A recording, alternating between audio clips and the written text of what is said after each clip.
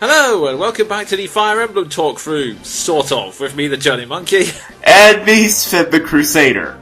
Yeah, you may have noticed that Fire Emblem hasn't updated for a while. That's because, well, this playthrough is cursed. I don't know why, but it is. Okay, to cut a long story short, for those of you who have forgotten, or those of you who are new to this, me and Sven started what was first known as a playthrough, and then we rebranded as a talkthrough of Fire Emblem. Basically a post-commentary let's play with some snarking for the both of us. However, the talkthrough ended up being cursed in multiple ways. First, I had to restart it when I decided to upgrade from cheap emulators to recording from the Game Boy Advance. But then, out of the blue, my Game Boy Advance just decided to delete all of the save files. No explanation. One morning I picked up the game, started it like normal, all save files gone. That was an interesting morning. Yeah, that's putting it diplomatically. Yeah, so I had to basically go back, speed run through the game up to the exact same point I was at previously, but then something else happened. A rather infamous event on this channel that is now known as the Great Hard Drive Death of 2013, where I lost my external hard drive and, along with it, a large chunk of all the gameplay footage I recorded, including Fire Emblem. It was annoying because at that point I had recorded the entire game. And unfortunately I only had about, at best, one extra save file. So if I was to go and do this talkthrough again, I would have to literally restart the entire game from the beginning. And frankly, with the Tales of Symphonia talkthrough going on, plus everything I have to do from VGT, plus the 2 part-time jobs that are kind of crippling my free time, that's not happening. I'm sorry, it's just not. Plus, Monkey broadcasts lately. Even with all of that, I didn't want to leave it completely hanging because, well, A, we would have ended the series at a very bad point, as we left it literally one episode away from the end of an arc. Plus, I didn't want this curse to beat me, and the most important reason, Fire Emblem is a game that is near and dear to both me and Sven's hearts. In fact, as we've said many times before, in a roundabout way, it's what helped the two of us to meet up in the first place, so we wanted to finish the series off in one way or another. Yeah, thus we're here. Yeah, what we're going to do now is basically a podcast-style discussion of each and every chapter in the game from where we got up to, which was Chapter 19 in Hector's story, to the very end of the game.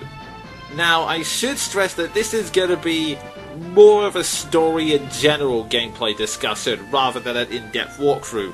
I will give some basic gameplay hints on the chapter, as in what strategy I mainly use, but if you're expecting a detailed breakdown of where every single enemy is, unfortunately that's not going to happen. Sorry, we've got a lot of chapters to go through and we don't have enough time to do them all. Yeah, and to be honest, we're not professional guide makers. You may just want to go to Game FAQs for that. Yeah, pretty much. So, with all of that, we'll now get started with the final episode of the first major arc of the story, Chapter 20, Dragon's Gate. Not to be confused with Dragon Age. Yes, although that would be awesome. Anyway, God, what a crossover that would be. Imagine what it would be like if you had both Risen and Darkspawn in the same room. But anyway, moving on. That's mildly terrifying.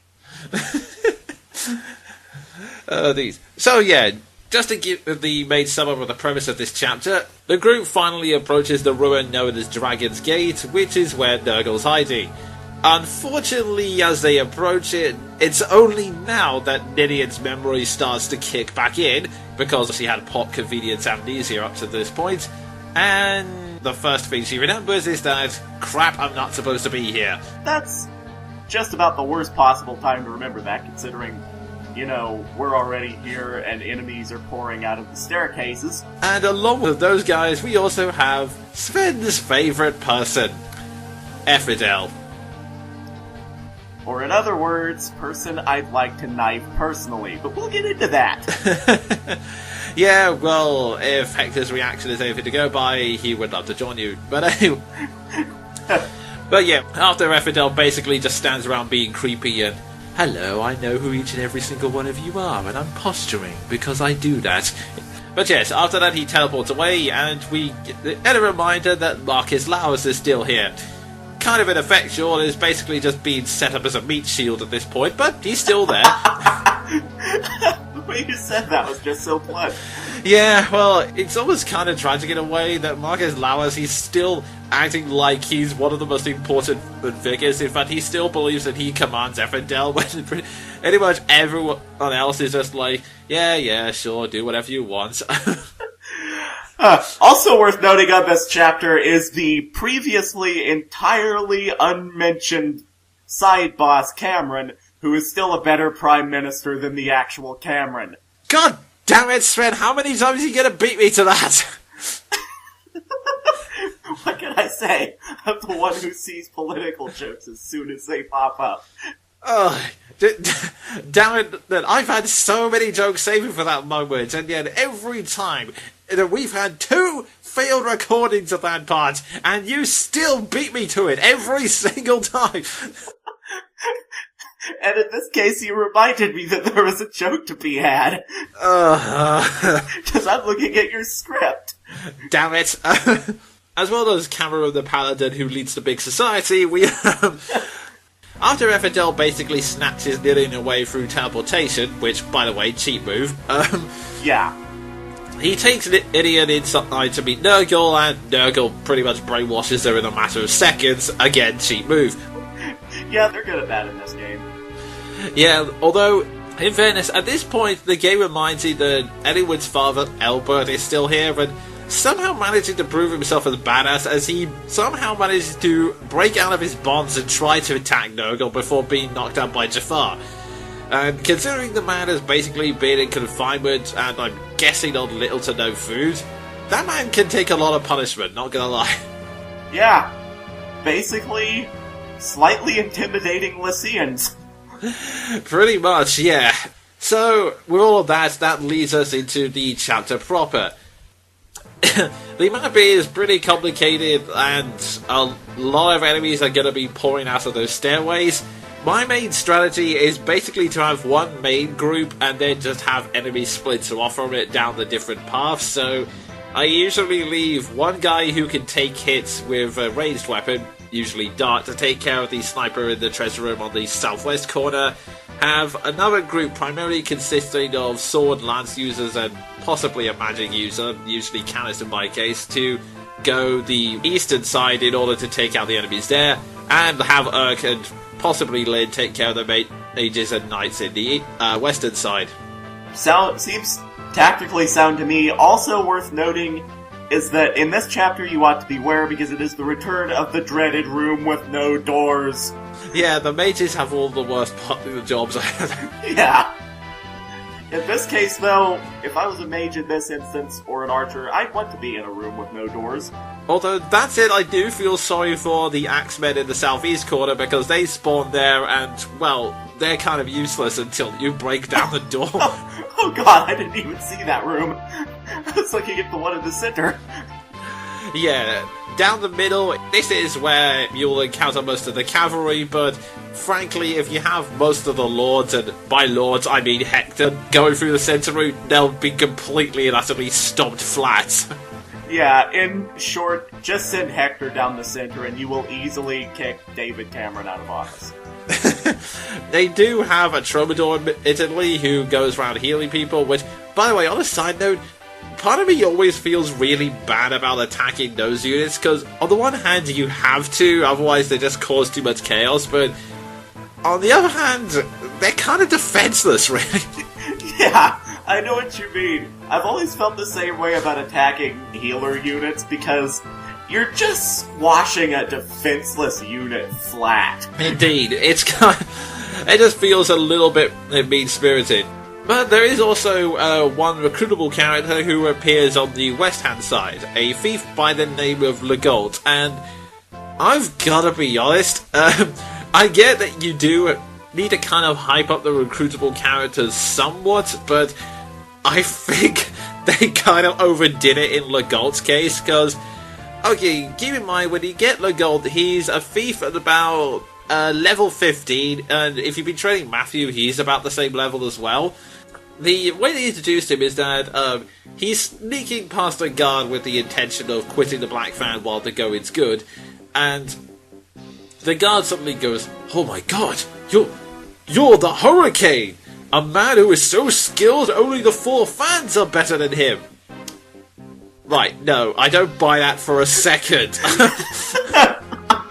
Yeah, okay. Let me put it to you like this. We're talking about a man who shows up in a chapter where the sub-boss is stronger than he is, and we're supposed to believe that he's second only to the 4 Fangs. Cameron could stomp him flat. He would be the equivalent of Gordon Brown. I'm not going to stop hammering on this joke.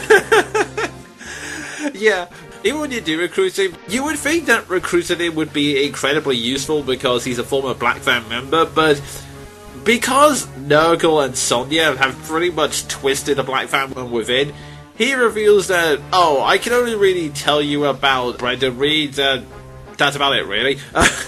Yeah, so in short, not only is he underwhelmingly weak, he's basically useless as far as information goes. Yeah, pretty much. I mean, I even like the fact that he can usually be recruited by whoever's the leading lord at that moment. So it's either anyone or Hector. And in Hector's conversation, I do like the fact that he starts off with, "There's something you should know. Brendan Reed is not your enemy." Hector butts in going, "I already know this." I had totally forgotten about that. Yeah, Hector tends to get the better recruitment conversation. That's not to say Legold's completely useless. He has roughly the same stat growth as Matthew, so you can pretty much pick and choose which character you prefer. It's just, like I said, it's a little bit ridiculous that he's so overhyped at this point. That he sounds like he could be incredibly powerful and useful, but he's not. Nowhere near a close. Yeah, to be quite honest, this could have been a great opportunity to bring in the first pre-promoted unit. Instead, we get the most overhyped thief on the face of Elib. Yeah, pretty much. After Legold appears, a second thief will arrive, and it's important that you do not kill this thief, but rather steal the secret card he has. This will allow you to access secret shops, which are in secret locations on every single map after this, and it's not the end of the world if you don't get it, but it can be extremely useful as it's the only place where you can pick up promotional items and other rare weapons you might have missed otherwise. Yes. Secret card aside, it's probably worth sparing this thief because God only knows he's Scotty, third only to the Black Fang. So, with all of that, the last challenge of the chapter will be Marquess Lauris. Although at this point he's a standard general with a silver lance and a hand axe, you kind of get the drill. Like, any lords with their unique weapons can pretty much take him down fairly easily, I'm gonna be honest. Yeah, and as you might imagine, General Silverlance, Hector squashes him like a bug. Pretty much, yeah.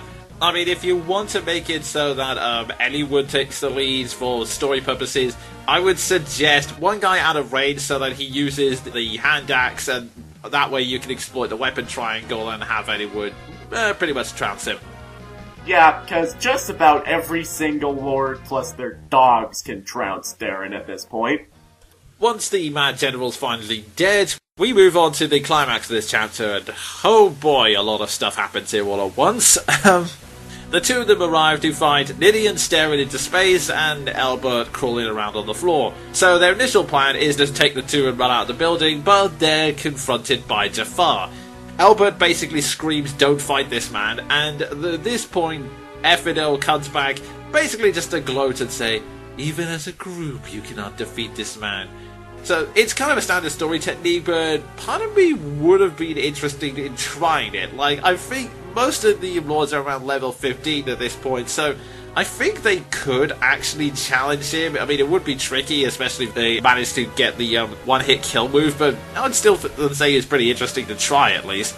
Yeah, especially if you're like me and you over-level everyone to the point of no return. Like, at this point in the story, I have probably arena spammed so much that Zane could flick Jafar across the room with his pinky finger. Oh dear. But yeah, anyway, for story purposes, Jafar's more powerful than the group, and it's at that point everyone finally gets face to face with Nurgle. And this is where he forces everyone to watch as he drains Elbert's life force in order to basically take control of Nidian and use her power to open the dragon's gate, which allows a fire dragon to come through. And I've got to say, the still image, or CGs as they refer to, of the dragon entering through the gate is just amazing. I mean, it's basically like a very bland concept of fire-based dragon, but somehow that image combined with the music just makes you realize, holy crap, no one wants to fight that thing. Yeah, I know exactly what you mean, because the first time I got to that chapter I was like, well, we're screwed. Yeah. Fortunately, there is one brave hero who will step out of nowhere to save the day. One man who can challenge the dragon's terrifying might, and that is Niles. No, really. Yeah, out of nowhere, heaven knows where he's been all of this time, Niles bursts into the building and tries to wake Nidian out of her trance. And this is a moment that I've always found unintentionally funny. Nurgle sees that the problems could arise and tells Everdell to make Niles stop, at which point Everdell's words are, "Stop, Niles. The power that runs wild."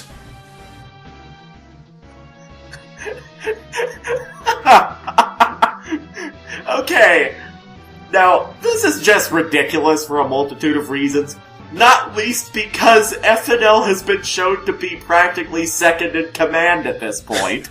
Indeed, not to mention that his overall animation indicates he's a mage, and he's already showed down magical warping abilities, and we've also seen that he's not above killing people that are willing to get in his way. You'd think he would just teleport over and stab Niles, but instead he's basically taking the equivalent of, "Stop that. I mean it." What time in this asshole's life he chooses the Paragon option? I don't know, maybe children are his one weakness or something. Anyway. Like I said, ridiculous on a multitude of levels. So, because of Everdell's complete and utter ineffectiveness, Niles manages to break through to Nidian, and because he breaks the spell halfway through, why don't we put it this way? You know, in Star Trek, when the transporters malfunction on a 3-episode basis and cause all kinds of horrible things to happen? That's pretty much what happens here.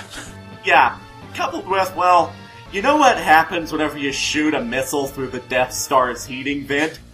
That pretty much happens too. Yeah, basically the dragon starts to fall apart and explode, everyone takes cover, apart from Nurgle, who just teleports, and Everdell, who's kind of left to his fiery demise. Or to put that another way, burn and die, you stick. Yeah, once again, Everdell got what he deserved. I mean, I would have loved to fight him personally, but I'm satisfied. Anything would have satisfied me at this point. Yeah, I would agree that I would have loved to have added the killing by myself after all of the tormenting he's done, what with killing Lilo and Marcus Laurus. And actually, whilst we're on that subject, one thing that's actually curious in the chapter's opening I forgot to mention, when they first arrive, he goes, "Did you like it? The corpse of the redhead traitor we left for you?" And Hector gets up in a rage and he goes, "Oh, now I see. She was an austere spy."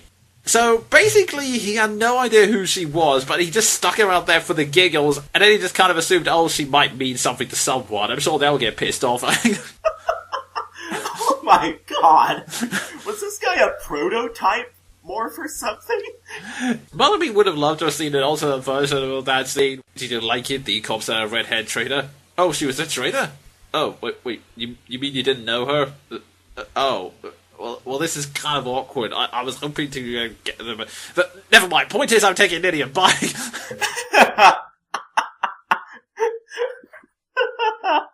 Oh god. Only with hindsight do I realize that not only was he a sadistic asshole, he was also useless. Wait a minute. He was Joffrey. Oh my god, you're right. Okay, that's a revelation. Oh, dude. I mean, he had a more dignified death than Joffrey, to be fair, but... That's not hard. But yeah, after that happens, Nurgle tries to re-salvage what was left of his plan, but then Elbert has what can only be described as a dying moment of awesome. Because despite the fact that Nurgle, in order to make the dragon appear in the first place, drained all of his life force, Elbert still manages to get up, pull out a sword, and stab him in the back. So, in other words, Nurgle's plan is almost brought to its knees 13 chapters early by a dying man with a random iron sword. Yep, even at that point, Nurgle's exact words are, "Why won't you die?"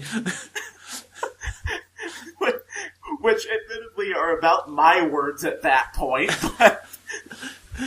Oh dear. But yeah, unfortunately it doesn't last for very long, as Nurgle teleports away to lick his wounds, but Elbert does tragically die. And again, one thing I will say to Fire Emblem's strengths is that, okay, yeah, the plot is fairly standard, like, you can guess what happens here. Elbert says how proud he is of Eliwood, and then dies in his arms, and then Eliwood cries before screaming, "Father!" But the music and the artwork really do sell the scene, and back in the day, it was a scene that really touched me, I'm not gonna lie. Yeah, I know exactly what you mean. Up until the, similar scene in Fire Emblem 9 that happened, that scene was just, surprisingly, astonishingly moving for Fire Emblem, because I wasn't expecting it. Yeah, it's kind of surprisingly tragic way to end the arc. Even Eliwood says, after everything we've done to find you again, he's now dead. Wow, funny I should make a Game of Thrones comparison, because that's an ending I'd expect from that series. Well, I suppose in a way, but at least it actually gives a tragic sense of Game of Thrones. They just murder someone brutally and then just leave it at that. Yeah, that's true. There are no dignified send-offs in Game of Thrones. But yeah, on that tragic note, we then move on to the next chapter. Chapter 21, New Resolve. This is basically a cool-down chapter after everything that's happened, and it's pretty much establishing the new status quo, mainly by having Niles explain Nurgle's plan. Exposition! Pretty much, yeah. Okay, the basic plan is Nurgle is a master at harvesting what is known as quintessence. It's basically a combination of a person's spirit and life essence, at least that's how they explain it in the game. Basically, the stronger a person is in both mind and body, the greater the quintessence. However, Nurgle wasn't a patient man, so we decided, you know what, instead of waiting for these perfect individuals to come, I'm just going to start a war so that all of the dead people can have their quintessence drained and added to me. Nurgle's ultimate goal in all of this is that the two children have the power to open Dragon's Gate, and Nurgle hopes to use their power so that he can call forth a dragon from the gate, take the quintessence of a dragon, and basically make himself invincible. This is his main goal, and I'm getting ahead of myself, but at the end of the chapter we have a scene where Nurgle introduces us to the new sub-commanders, two morphs known as Sonia and Libstella. He gives them two tasks. Get Libstella to gather quintessence and have Sonia use the Black Fang to try and kill any wooded friends. The main reason for this is that Elbert's near-fatal wounds needs quintessence in order to heal. Which really makes sense whenever you think about it. I mean, he did get shivved in the back by a man on death's door. That is true, yeah. So, basically, whilst he's recovering, everyone needs to think of a way to stop his plan. In the meantime, though, like I said, we have this cool-down chapter which starts with standard but functional scenes of the characters comforting each other, and Eliwood and Nidian kind of start off their relationship by Eliwood being kind and comforting to her.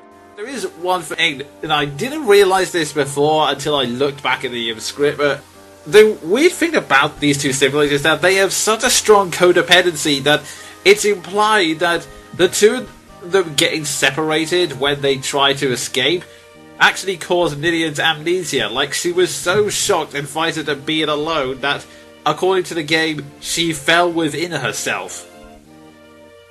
Okay, ignoring the fact that that makes no sense even by psychic standards, What? Yeah. Yeah, I just don't think that's a healthy relationship, not gonna lie. No, in no way is... God, that's just borderline creepy. Yeah.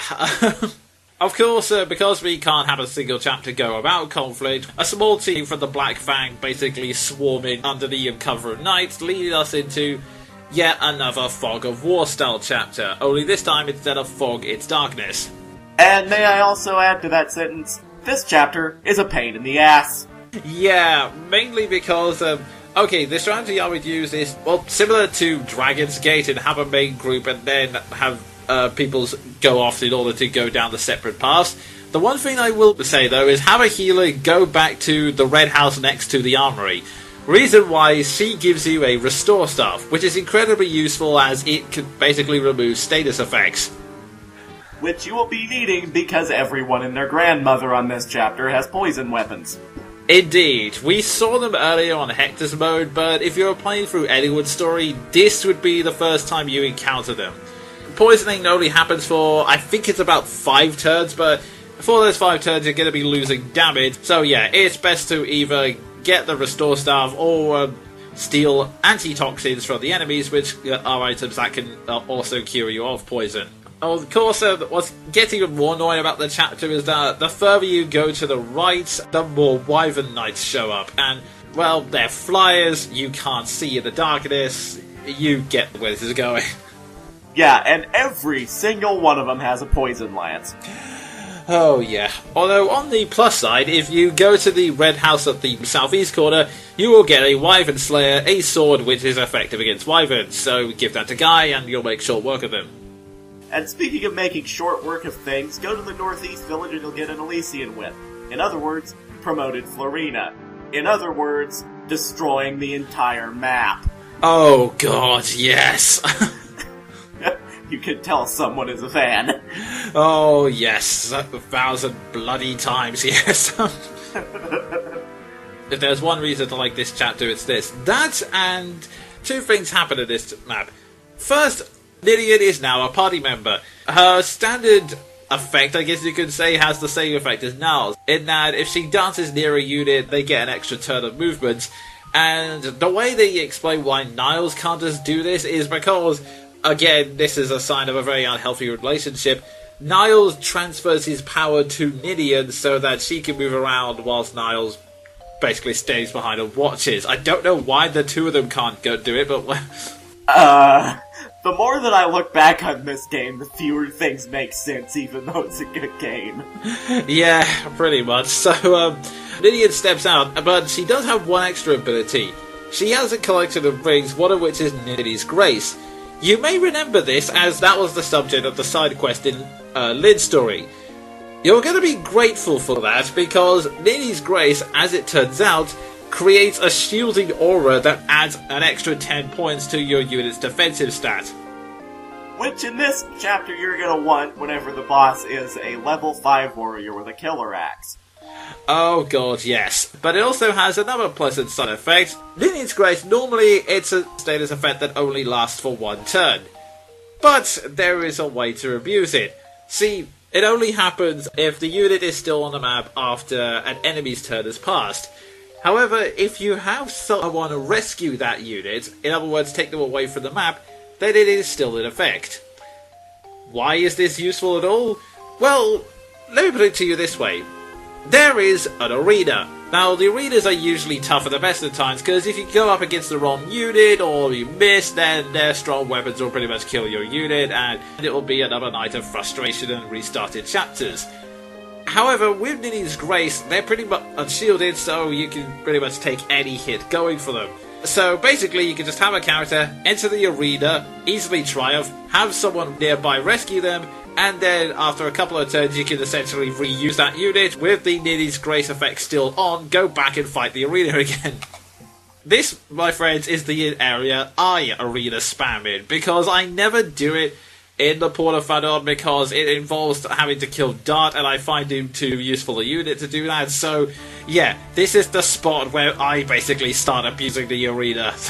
Wow, I'm astounded that I, of all people, the person who abuses every single arena in the game, never thought of that strategy. Yeah, it is a good one once you realise it. So, yeah, this is another good grinding point if there's a unit you want to promote, or you just feel like breezing through the games. Which is usually what I do. Even though, with my luck, I still end up getting my ass kicked later on with a team of nothing but level 20s, but that's on a side note. Yeah, unfortunately, bad luck is always with us. Anyway. And yeah, like Sven pointed out, there is a boss known as Oleg, and for the record, I find it a pity that he's not called Ogel, because then he would be Lego spelled backwards. But anyway, Whatever you do, don't step on him. Yeah. Also for the record, I find it very amusing that despite this guy being terrifying, level 5 warrior with a killing axe and 16 strength after all, he's level 5 promoted with 7 speed. Yeah, that's worse than Bartray. Yeah, he's not gonna hit anything, I'm afraid.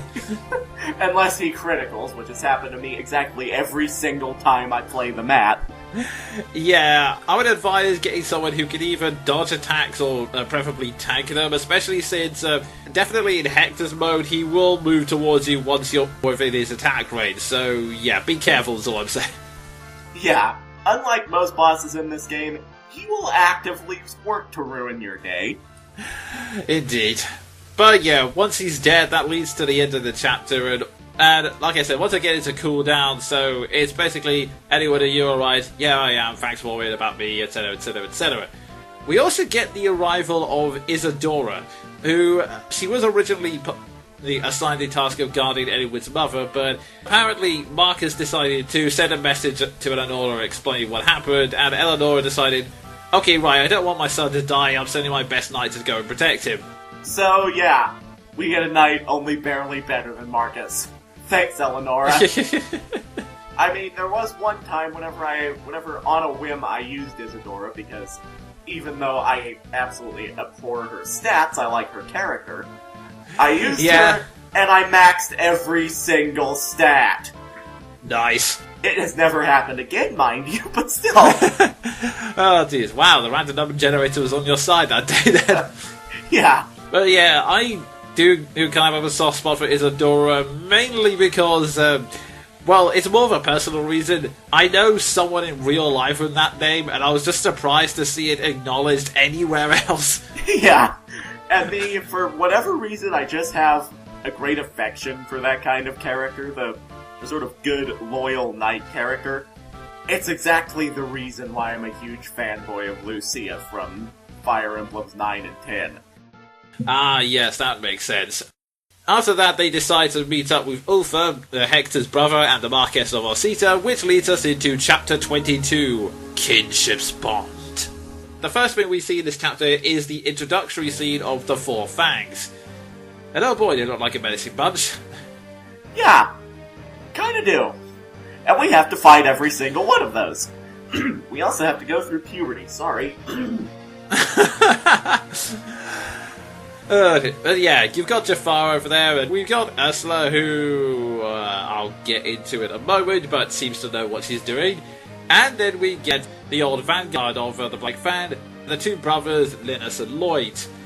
And yeah, I'm gonna say I like their character designs. They definitely come off as imposing without overdoing it, I guess is the best way of describing it.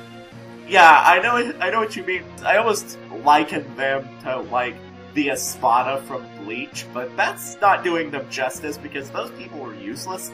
Linus and Lloyd actually have a point and they look important. On top of that, again, this is a standard but pretty effective introduction scene because it doesn't spell anything out, but it gets all the important information across. Brendan is basically under Sonia's thumb at this point. The brothers don't really like her, but they'll loyally follow the orders of their father, and Linus in particular is a bit more loud and brazen about his discomfort, and Ursula and Jafar just basically follow orders without question. Yeah, pretty much, as already seen in one uncomfortable scene. Oh, yes. They'll have to fight them at some point, but not yet. First of all, they're meeting them in a secret castle on the border, basically due to politics. If it looks like Oof has left the throne, people are going to talk. Pretty much. And unfortunately, the twins are still suffering from plot convenience as Niall suddenly collapses. Why? Plot. Literally, that's the only reason why. Yeah, I mean, they tried to explain it by way like, oh, Niles gave too much power to Gideon or something like that, but usually there's like several days travel in between chapters in Fire Emblem, so I think he would have had plenty of time to rest. Yeah, I mean, they were... Where were they? Weren't they in, like, Baden in the last chapter and another in Ostia? Yeah. That is a long-ass walk! Yeah. On top of that, we have the plot contrivance of no one's allowed to move in because Gideon's frightened of them being discovered. The problem is, A, they already know these two twins are different. I mean, these special psychic powers they kind of gave it away, frankly. B, and even knowing what the two twins actually are, there's nothing to give that away. No, there's not. The only thing that could possibly, theoretically give them away is the weird-ass neon blue-green hair and red eyes, but those are common in Fire Emblem. Pretty much, yeah, but either way, the setup for this chapter is that Niles can't move and they're attacked by the Aban's mercenaries. We fought them back in the extra special Hector chapter. Yeah, basically, if you don't remember them, fair enough, neither do we.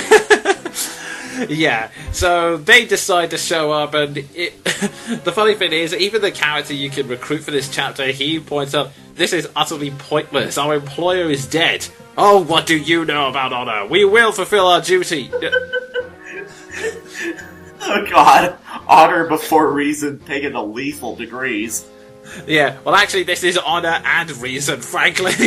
At least in his case, but anyway, yeah, point is, they attack, and so you have to survive for 7 turns and protect Niles from the enemy. Although, given the enemy's incompetence, it's actually ridiculously easy, so... Pretty much the only things you have to worry about on this chapter are the long-range spellcasters. I curse them to my grave. The ballistas, and the return of Douchey McDouche Douche the Thief. Oh, yes. Well, that's his younger brother. Douchey McDouche Douche McPrick. I'm sorry. That just sounds like a McDonald's dish. I do not want to know what would be in a McPrick. Oh god. Moving swiftly on. Yeah. Yeah, he does show to come from all the items in this chapter, which, for the record, are 10,000 gold, Brave Axe, Knight's Crest, and the Spear. Oh, no, wait, the Spear's from the boss, never mind. Yeah, but still, actually, so's the Knight's Crest. Oh, bugger, you're right, damn. Anyway. So, in other words, 10,000 gold and a Brave Axe. Not the end of the world if you miss that treasure, but it's still very useful to have. Indeed. My main strategy for this is I have one main bolt consisting of defensive units with a firing line behind them. I usually go with units like Guy, Oswin, and then have arcing cannons behind them. If you want to, you can have one unit standing guard near Niles, although, honestly, once you get past the first few turns, there's really no point in doing that, so... And in the meantime, just send 2 units off to the side so that you can take care of the enemies on the flanks. I'd usually recommend sending either Anywood or Hector to the left-hand side, and the reason for that is recruitable characters. The left-hand side is where Heath comes in, and... Heath is one of those characters, I think, where either you love him or you hate him, because his background's perfectly alright. It's the standard fallen knight who still maintains a code of honor, and he has this philosophy where he won't attack women or children, which is why he's willing to come to your side. In fact, also the plus tip, you can recruit him with Nidian, but why would you want to throw Nidian in harm's way like that? So... Wow, I never even knew that. Mostly because that is an absolutely phenomenally stupid strategic decision. Yeah, but the point is, if you don't use Nidian, you can also recruit him with the Lords, and it all entirely depends. He's the only Wyvern Rider you can pick up in the game. Well, there's one more, but they're pre-promoted, and honestly, some people will claim that he's one of the best units in the game. I really don't see it. I mean, I've tried raising him in the past, but he always just comes out average, and compared to the other Pegasus Knights who were just basically kicking ass every which way, he just kind of comes off as okay to me. Yeah, I agree with you. I always see him overhyped to all buggery, but whenever I try to raise him, and I've done so several times, I'm gonna remind you all that he's a flying unit before I say, he's so slow! Yeah, I mean, yeah, compared to normal units, he's actually pretty fast, but by flying standards, it takes a long time for him to actually to sort of get going and able to dance around enemies the way Pegasus Knights can. Yeah, so, to be honest, just stick with the Pegasus trio, you'll be thankful for it. Indeed. I mean, it's not like I'm completely against Wyvern Rider. In fact, the funny thing is, when I actually got to Fire Emblem 8 and actually got my hands on Cormag, I watched his stats climbing higher and higher and thinking to myself, why couldn't you have been like this, Heath? Oh god, the one time we will favorably compare Fire Emblem 8 to Fire Emblem 7. Oh, indeed. And let's also not forget Har in Radiant Dawn. Man, that guy can kick some ass. Holy crap, no kidding. Getting back to this game, on the right-hand side I would recommend sending Lyn, because there is one other recruitable character who only Lyn can recruit, and as it turns out, it's a member of the Lindis regions, Raph. Yes, in my opinion, the only archer unit in the game worth using. Oh, yes. He comes kind of a lower level, which I think is a bit of a bugger, but if you can stick with it and raise him, he does make a damn effective archer. Yeah, mostly because whenever you promote him, he can actually attack in melee. Oh yes, when he becomes a nomadic trooper, he gets a sword. Which, to be fair, you probably already knew in the whole chapter with you high, but never mind. Oh yeah, that's true. He existed. That poor guy. He was such an important boss, and I'm like, oh, he existed. Well, that was after the Raging Haze disappeared. Yeah, that's true. Although, from what I've read, the game actually does have text for Raph confronting you high, so they were planning to have him earlier in the game. It's just, I guess that he had to be shifted back for plot reasons. I don't know why. Huh. That's disappointing. Because I would have really liked to see that. But yeah, it's kind of disappointing that he arrives so late, but hey, at this point he's still usable if you can stick with it, and I tend to do mostly because, despite the fact that there's some debate about whether it's canon or not, and I'll get into that at a slightly later date, I prefer Lyn and Raph as a couple personally, so I always max out their supports and have them together throughout the rest of the game. Oh, shipping.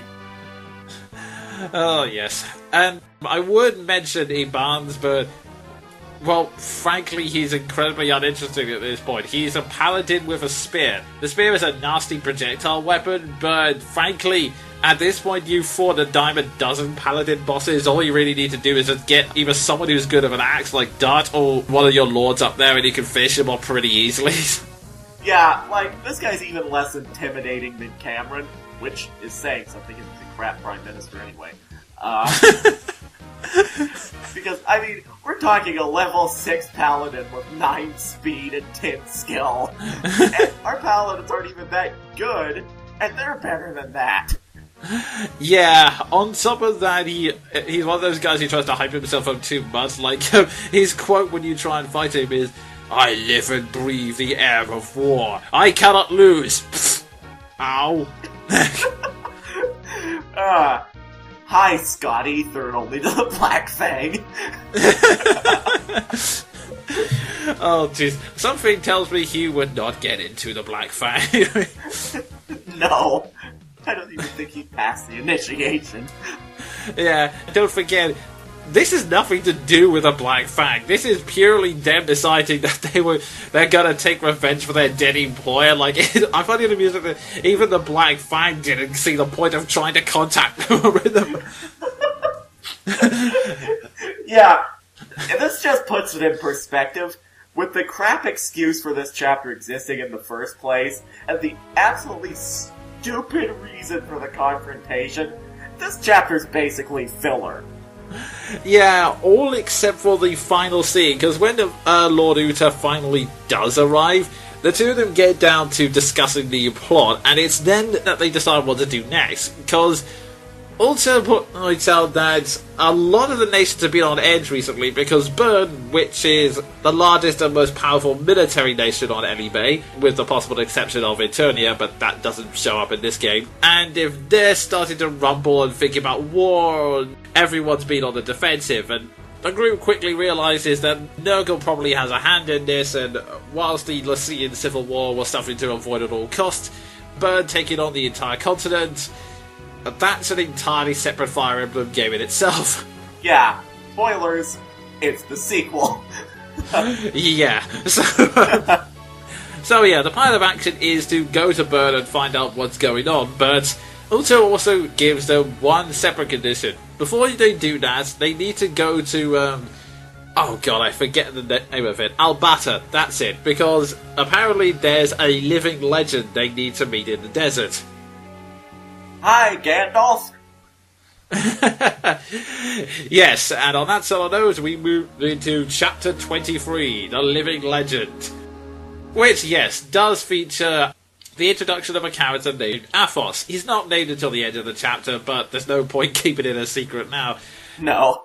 Athos is this grand sage who's living in the desert along with two nobles known as Pent and Louise, and I've got to say, with hindsight, Athos comes off like a major dick in this scene, because, oh god, I've totally forgotten. Okay, Athos uses his vision and says that Pent has ended up being involved in a confrontation, and Louise is starting to worry, and Athos says, do you think he'll not be able to defend himself?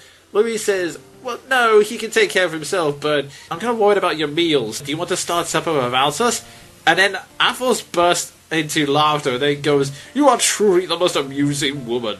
I have laughed enough for 10 years ever since you come here. I thank you for that so much. This confuses Louise and most of the audience, but here's the reason why. If you do Pent and Louise's support conversations, you find out that Athos, in Grand Mage tradition, he has evolved past the point where he doesn't need food or drink in order to sustain himself. But he doesn't tell Louise this.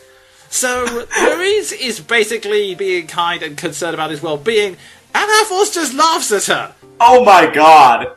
Okay. Maybe my comparison to Gandalf was out of place. This is more like Dumbledore territory. Yeah, he does have some nicer qualities to him as well, but my god, he comes off as a prick in his introduction. But anyway. Bad first impressions, people.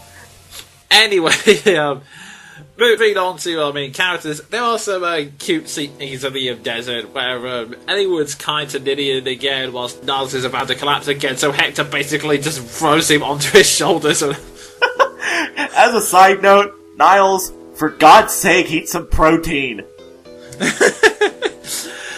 Oh, jeez. But yeah, they then come across Pent in his confrontation with a group of bandits, and yeah, these two bosses are a warrior duo known as Paul and Jasmine, and are a running joke throughout the entire Fire Emblem series. One I wish would just stop. Yeah, the recurring bosses, and A, they're incredibly creepy and off-putting, and B, the jokes stopped being funny. Yeah, basically, there's no point beating around the bush. They're gay men. And not in a very subtle way, in a very, ooh, would you look at us, we are gay stereotypes kind of way. Yeah, I'm trying to think of a way to put this diplomatically, but it's a stereotype that can only be done by Japanese culture. Pretty much, yeah. It's one of the most least progressive things, and it's not something you can play and, oh, it was just the attitude at the time. No, they keep doing this. These guys appear in almost every single Fire Emblem game. The only time they don't show up is in Fire Emblem Path of Radiance, which I was thankful for. But then Radiant Dawn comes on, and it turns out, oh no, these two did exist in another part of the world, and I'm like, God, really? Did we really need these guys to show up here too? Actually, yeah, that's a point. the joke didn't stop being funny. It was never funny to begin with. And it's especially surreal considering in this very same game we have Legault who casually admits to doing everyone. And he's not a joke, he's sympathetic. Yeah, exactly. The joke is still going on because these guys show up in Awakening. And they get equally stereotypical voice acting on top of that. I did stupidly over-the-top camp voices as an exaggeration, but it wasn't far off from what we got.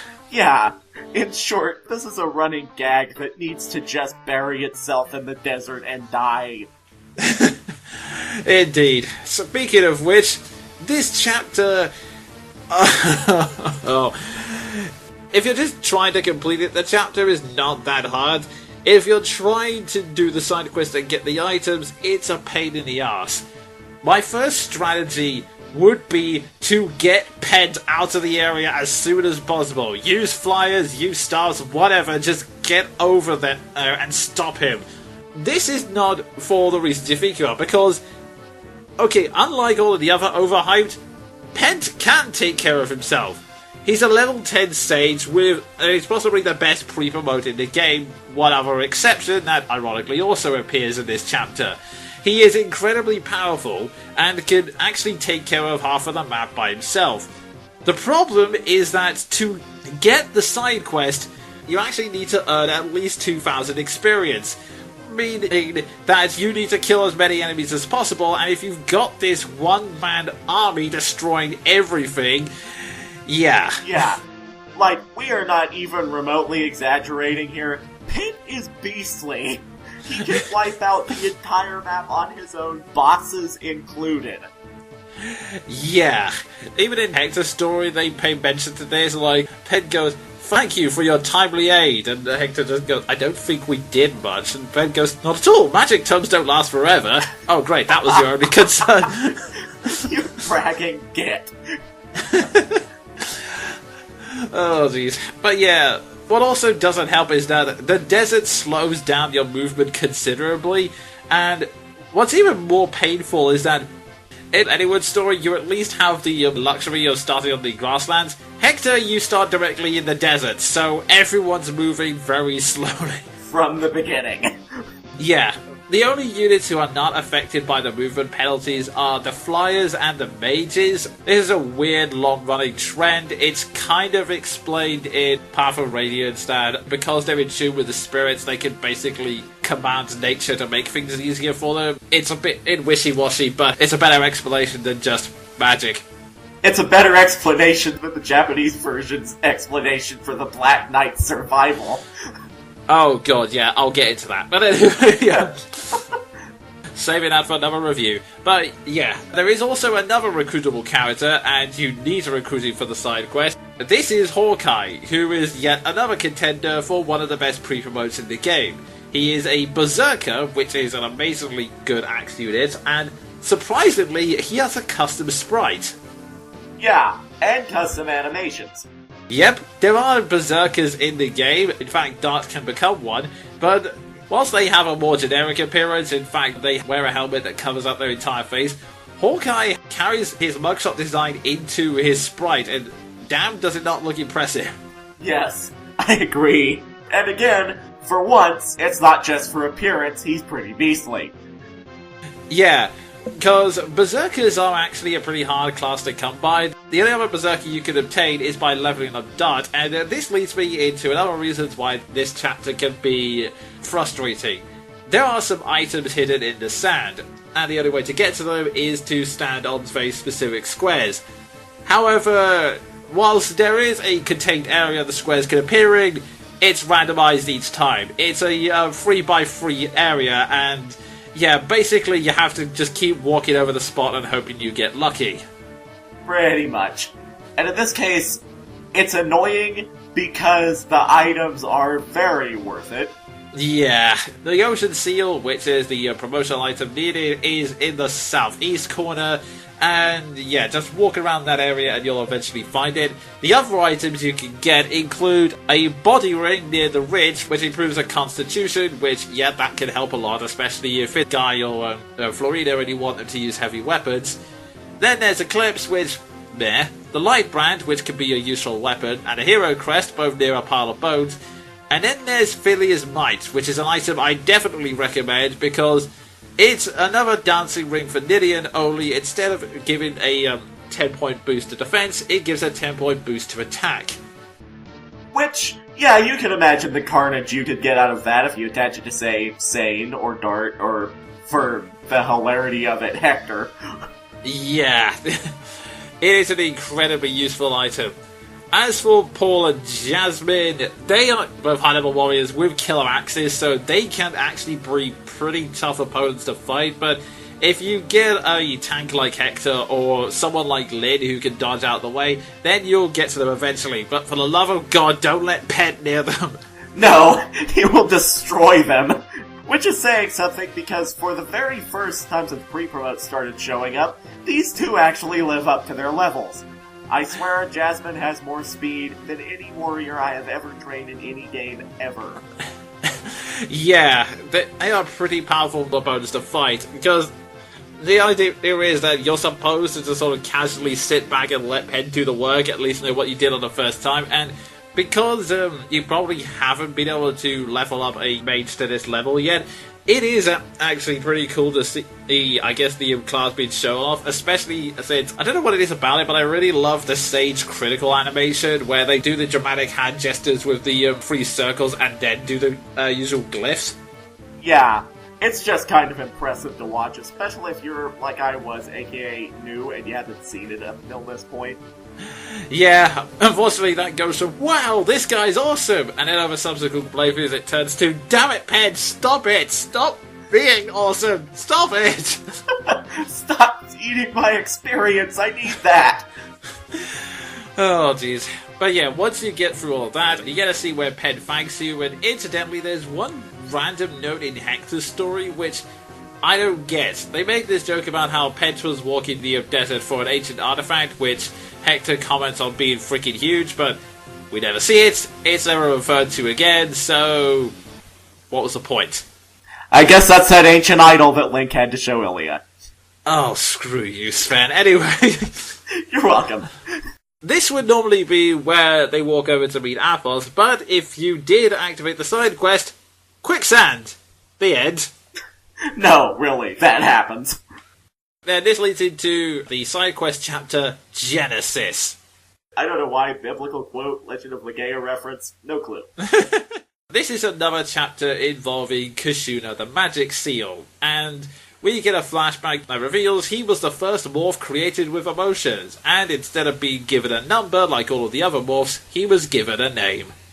In this case, I have to wonder if FNL wasn't the second morph created because he was f***ing useless, but that's beside the point. Oh, geez. But yeah, apart from that, there's not much else to say about this chapter. You get locked in a series of single rooms, and one thing I will say, when you're setting up the party in the formation, make sure you split it up evenly so that there's a healer on each side and some range units on each side, etc. The reason I say this is because the wall is going to slam between them and split up the party right from the bat, so yeah. You know, before we get totally into this chapter, I would like to sum up my experience with trying to work through this chapter. And I'll do it, for the sake of comedy, in Tumblr fashion. Tortured screaming in the background. Yeah, it's kind of annoying, basically because your movement's limited and you're constantly having to use either a thief or grabbing the keys off the boss. But it's even more annoying because basically how it works is that there's one enemy inside each room, but each enemy is promoted. Yeah. And furthermore, there are a lot of doors going around, meaning that you have to either spam door keys or bring a horribly underpowered thief with you, or you have to spin the entire map breaking down walls. Yeah, that's where it all gets pretty tedious, not gonna lie. Yeah. This map isn't torturous because it's difficult, it's torturous because it takes forever. And if you screw up, you get to do it all again. Yeah, that's fun. And it's the same standard fare. If you attack Kushuna, the enemies will appear. Yeah, I can't remember, does he disappear in this map? Like he does in his original appearance? Yeah, he does. It's basically the first time after he's attacked. I don't know if you can kill him, but in this chapter it's not required, so I don't really bother. And the final note is that once he finally beat the chapter, there is a scene when everyone's wondering what he is, and then suddenly something possesses Nidian, and they describe him as a creature of heresy. Is that Nurgle possessing Nidian to tell him this, or is it Kishuna? You know, that's a good point. And I also find it really funny if Nurgle regards him as a creature of heresy whenever he created him. Yeah, that's the thing. If it's Nurgle, then I guess it would make sense since he has possessed Nidian before, and it's possible that he could, harbour a grudge against Kishuna because he doesn't praise his creation very highly. But, on the other hand, if it is Kishuna doing it, then that would actually add a little bit more to, what little we know of the character, and the idea that Kishuna is filled with so much self-loathing that that's how he sees himself. Yeah, if it's Nurgle saying it, I guess it makes sense, but at the same time, I'm not sure why he would say that about his own creation. But if it's Kishuna saying it, that's just kinda sad. Indeed. After all that side quest, we then get back to the scene that would normally happen at the end of this chapter. Athos reveals that he is in fact one of the legendary heroes from the backstory of Fire Emblem, one of the humans who fought off the dragons in the war known as the Scouring. He takes a long time to get round to this because he decides to show off by going, "Hello, welcome, son of Roland. Yes, you are correct, daughter of Helena Roland. I know the ancient heroes. Do you get what I'm referring to?" So, in short, it's once again Athos being a troll for, I don't know, the sake of his own amusement. Yeah, pretty much. But yeah, it all builds up to Athos revealing that he is in fact the legendary hero, and he's also mentioning that it's gonna take some doing to kill Nurgle because Nurgle has achieved a similar level of sorcery to him, so he cannot be killed by conventional means. Nurgle can be injured, we've seen that, but he can fix it up with just some quintessence, so yeah, it's just gonna get irritating. But he does know of a way to fix it. The only problem is, they have to reach something known as the Shrine of Seals, and that's in Bern.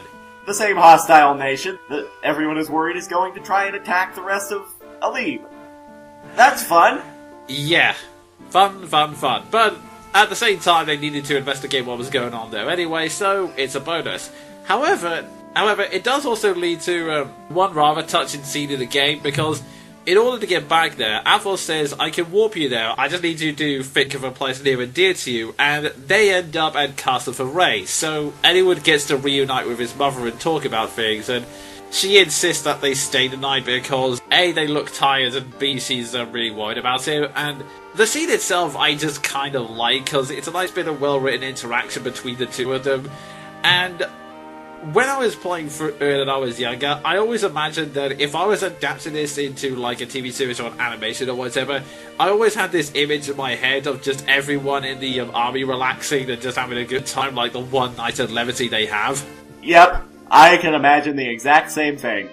And just for the record, if I ever novelize this, because, hey, there's an opportunity whenever the main character is a voiceless OC, if I ever novelize this game, that's totally going in there now that you've given me the idea.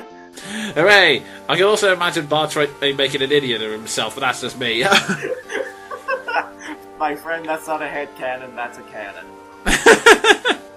So with that night of rest and our heroes having a new long-term goal, we can start the next arc in, the next episode. So until next time, I've been the Jonin Monkey.